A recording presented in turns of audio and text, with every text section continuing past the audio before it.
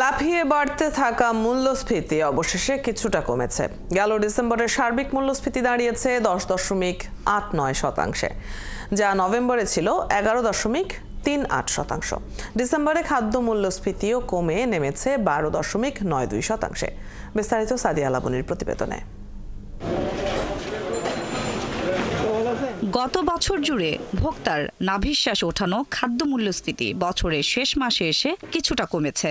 ডিসেম্বরে খাদ্য মূল্যস্ফীতি 0.88% কমে দাঁড়িয়েছে 12.92%। নভেম্বরে যা ছিল 13.80%। আর খাদ্যপণ্যের মূল্য কমে যাওয়ায় দেশের সামগ্রিক মূল্যস্ফীতিও ডিসেম্বরে কমে 10.89% নেমে এসেছে।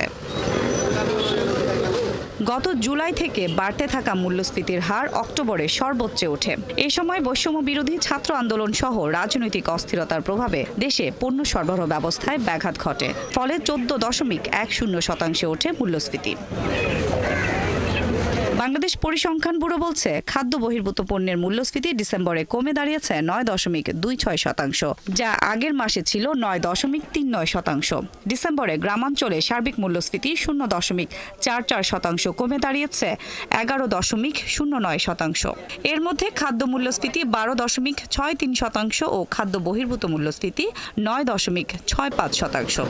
আর শহরে সার্বিক মূল্যস্ফীতি 0.53% কমে দাঁড়িয়েছে 10.84%। এর মধ্যে খাদ্য মূল্যস্ফীতি 13.56% ও খাদ্য বহির্ভূত মূল্যস্ফীতি 9.17%।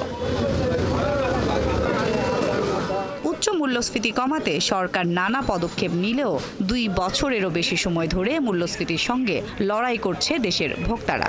তবে ধীরে ধীরে মূল্যস্ফীতি কিছুটা কমার ইঙ্গিত পাওয়া যাচ্ছে। সাদিয়া লাবনী, 71।